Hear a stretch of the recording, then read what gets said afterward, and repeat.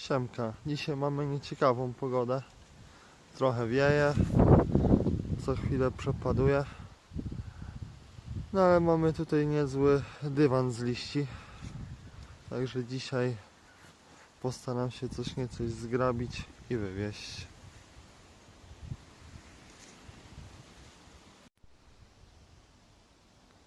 No, część mamy już zagrabione.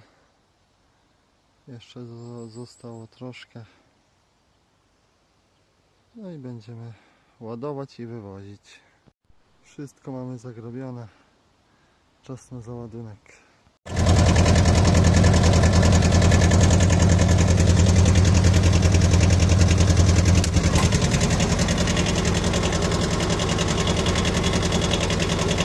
Hej!